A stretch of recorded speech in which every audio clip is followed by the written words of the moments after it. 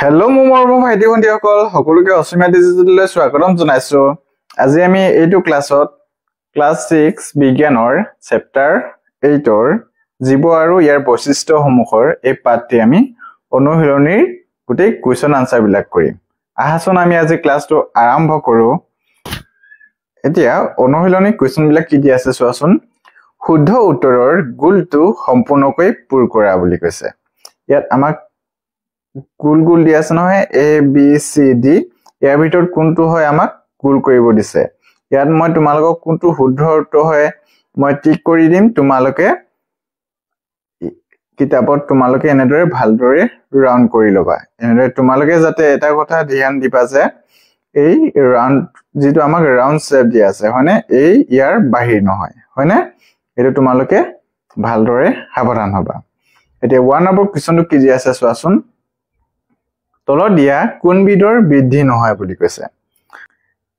A নম্বৰটো দিয়া আছে গছ, B নম্বৰটো দিয়া আছে সাইকেল আৰু C টো দিয়া আছে হিহু আৰু D টো দিয়া আছে পখিলা।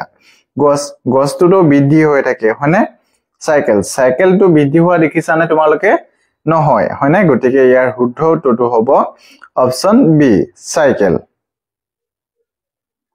তোমালোকে অপচন B টো ৰাউন্ড কৰি দিবা।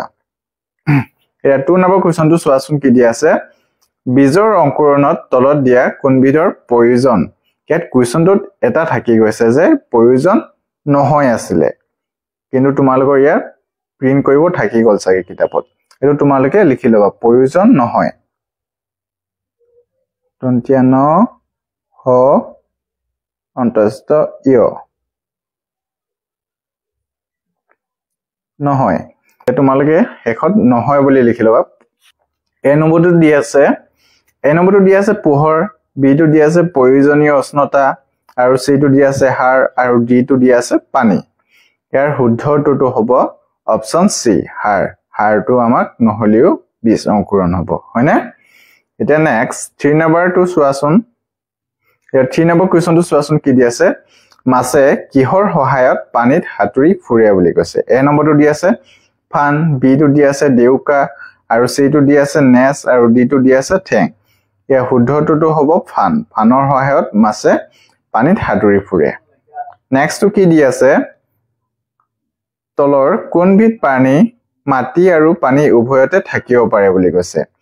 A নম্বৰটো দি আছে মাছ, B টো দি আছে ভেকুলী, C টো দি আছে শিয়াল আৰু D টো দি আছে তিমি মাছ। একেবাৰে সহজ কুৱেশ্যন হয় সকলোৱে পাৰিবা হয়নে ভেকুলী হয়নে। ইয়াৰ শুদ্ধ উত্তৰটো হ'ব ভেকুলী সকলোৱে দেখিছানে যেটো পানীটো থাকিব পাৰে আৰু মাটিটো থাকিব পাৰে হয়নে।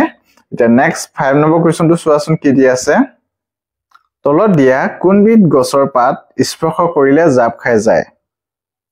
A টো দি আছে আমলখি, B টো দি আছে সূৰ্যমুখী ফুল আৰু C টো দি আছে লাজুকীলতা আৰু D টো দি আছে কলচী উদ্ভিদ। এইটো এটা একেবাৰে সহজ কুৱেশ্যন হয়। ইয়াৰ শুদ্ধ উত্তৰটো হ'ব লাজুকীলতা। সকলোৱে লাজুকীলতা দেখিছানে যেটো আমি পাতবিলাক যদি চুই দিও তেতিয়া কি হৈ যায় স্পৰ্শ কৰাৰ লগে লগে ই পাতবিলাক জাপ খাই যায়। আশা কৰো সকলোৱে এই গছজোপা দেখিছা হয়নে। তোমালোকে কোনে কোনে গছজোপা দেখিছা আৰু কোনে দেখা নাই তোমালোকে কমেন্টত জনাবাচোন। এতিয়া আমি নেক্সট 6 নম্বৰ কুৱেশ্যনটো কৰো আহাচোন।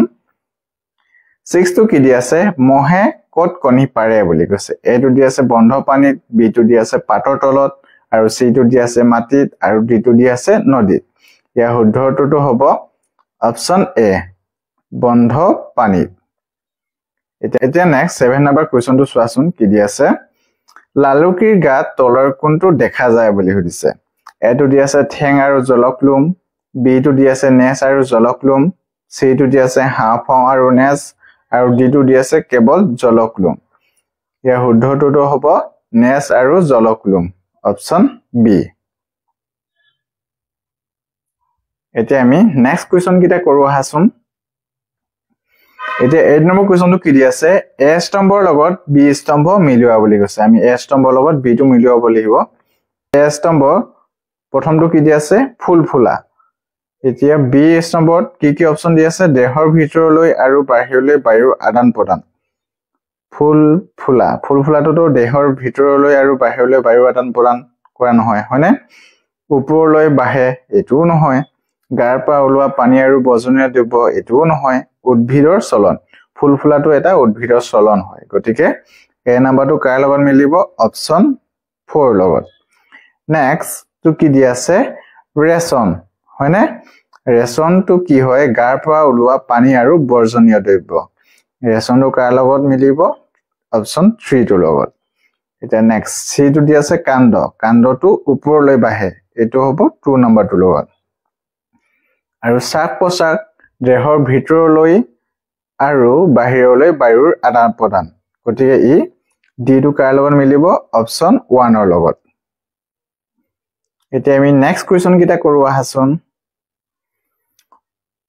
উপযুক্ত শব্দৰ সহায়ত খালি ঠাই পূৰ কৰা উপযুক্ত শব্দৰ সহায়ত খালি ঠাইবিলাক পূৰ কৰিব দিছে বীজৰ ভিতৰত থকা সৰু ভ্ৰূণৰ পৰাই এজোপা পূৰ্ণাংগ গছ হয় এই খালি ঠাইত কি হ'ব ভ্ৰূণ সকলো জীৱই উদ্দীপকৰ প্ৰতি সঁহাৰি জনায় আৰু সিটো কি হ'ব পিউপা পূৰ্ণাংগ মহলৈ পৰিৱৰ্তন হয় চৰাই উৰিব পাৰে ই হৈছে জীৱৰ এটা বৈশিষ্ট্য খালি ঠাইত কি হ'ব জীৱৰ হয়নে এটা নেক্সট ই নম্বৰটো কি দি আছে সময়ৰ লগে লগে জীৱৰ ডেছ হয় এটো কি হ'ব বৃদ্ধি হয় মহে মেলেৰিয়া আৰু ডেংগু বেমাৰৰ বীজাণু কঢ়িয়ায় হয়নে এতিয়া জি নম্বৰটো কি দি আছে ভেকুলী এবিধ ডেছ প্ৰাণী ভেকুলী এবিধ কি হয় উভচৰ মানে কি জানানে তোমালোকে যিটো প্ৰাণী পানী আৰু মাটি দুইটা ঠাইতে থাকিব পাৰে তেনে ধৰণৰ প্ৰাণী কি বুলি কোৱা হয় উভচৰ প্ৰাণী এতিয়া আমি নেক্সট 10 নম্বৰ কোৱেশ্চনটো কৰো আহাচোন নম্বৰ কোৱেশ্চনটো কি দি আছে ভেকুলীৰ জীৱন চক্ৰত পোৱা স্তৰসমূহৰ শুদ্ধ ক্ৰমত লিখা বুলি কৈছে ইয়াত ভেকুলীৰ জীৱন চক্ৰৰ স্তৰসমূহ লিখা আছে ইয়াত কোনটো শুদ্ধ হয় আমি বাছি উলিয়াব লাগে এতিয়া এ নম্বৰটো চোৱাচোন কি দি আছে কণী পিছত কি হয় লালুকি দি আছে লালুকি পিছত পোৱালি ভেকুলী তাৰ পিছত কি হ'ব ভেকুলী এটোই শুদ্ধ উত্তৰ হয় কণী পিছত কি হয় লালুকি আৰু লালুকি পিছত কি হয় পোৱালি ভেকুলী আৰু পোৱালি ভেকুলীৰ পিছত কি হলে পৰিৱৰ্তিত হয় ভেকুলীলৈ হয়নে গতিকে 10 নম্বৰটোৰ শুদ্ধ উত্তৰটো হ'ব অপচন এ এতিয়া আমি নেক্সট কোৱেশ্চন আনসাৰ কিটা কৰো আহাচোন এতিয়া 11 নম্বৰ কোৱেশ্চনটো কি দি আছে চোৱাচোন পূৰ্ণাংগ ভেকুলীয়ে কিহৰ সহায়ত উশাহ নিশাহ লয় হাওঁফাওঁনে জলক্লুম বুলি কৈছে পূৰ্ণাংগ ভেকুলীয়ে কিহৰ সহায়ত উশাহ নিশাহ লয় আমাক ক'ব লাগে হয়নে হাওঁফাওঁনে জলক্লুম বুলি কৈছে পূৰ্ণাংগ ভেকুলীয়ে হাওঁফাওঁৰ সহায়ত উশাহ নিশাহ লয় পূৰ্ণাংগ ভেকুলীয়ে কিহৰ সহায়ত উশাহ নিশাহ লয় হাওঁফাওঁৰ সহায়ত এতিয়া নেক্সট 12 নম্বৰ কোৱেশ্চনটো চোৱাচোন কি দি আছে জীৱসমূহৰ মূল তিনিটা বৈশিষ্ট্য কি বুলি কৈছে জীৱসমূহৰ মূল তিনিটা বৈশিষ্ট্য হ'ল চলন বৃদ্ধি আৰু শ্বাস প্ৰশ্বাস জীৱৰ মূল তিনিটা বৈশিষ্ট্য আছে মানে জীৱৰ হ'ব কাৰণে জীৱবিলাকে এই তিনিটা বৈশিষ্ট্য দেখায় মূল চলন জীৱ হলে মানে কি হ'ব চলন কৰিব হয়নে আৰু বৃদ্ধি ইয়াৰ বৃদ্ধিও হ'ব আৰু কি কৰিব শ্বাস প্ৰশ্বাসও ল'ব বুজি পাইছানে এতিয়া নেক্সট 13 নম্বৰ কোৱেশ্চনটো কৰো আহাচোন